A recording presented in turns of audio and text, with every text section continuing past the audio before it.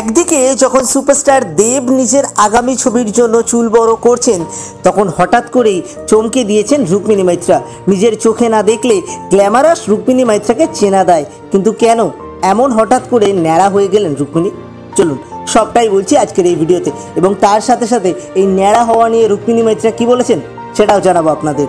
ততক্ষণে like, comment, subscribe এইগুলো করে ফেলুন।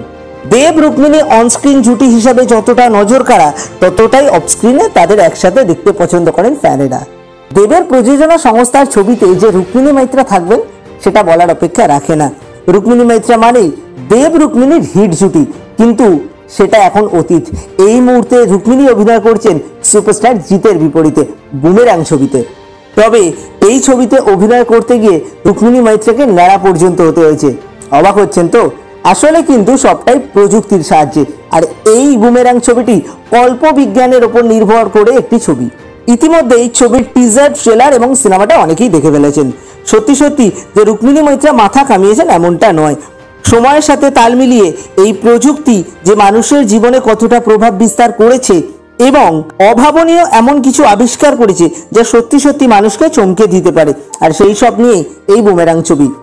ন্যাড়া হওয়া নিয়ে রুক্মিণী মাইত্রা বলেন, আমার এই লুক দেখে ভালো লাগবে নাকি খারাপ লাগবে সেটা দেখে আমি কাজ করিনি, বরং আমার ভালো লেগেছে করতে। আর আমার মাথায় ছিল অভিনয় করার সময়।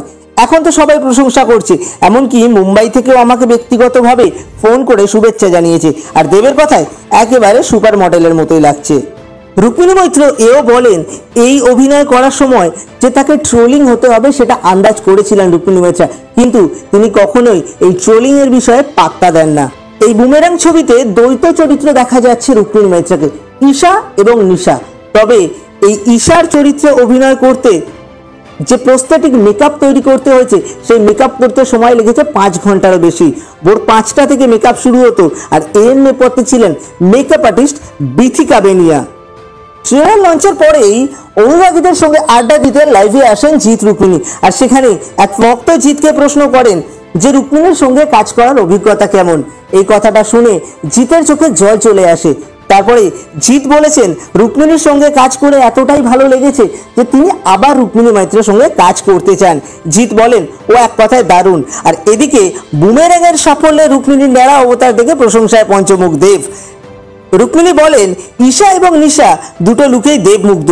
তবে আরেকটা কথাও বলে, চট করে কেউ ন্যাড়া হয় না, এটা সাহসিকতার প্রতীক। দেব অবশ্য সব সময় রুক্মিণীর পাশে রয়েছেন। চট করে গিয়ে নিজের কাছের সিনেমা হলে দেখে নিন বুমেরাং, আর আমাদেরকে জানান কেমন লেগেছে।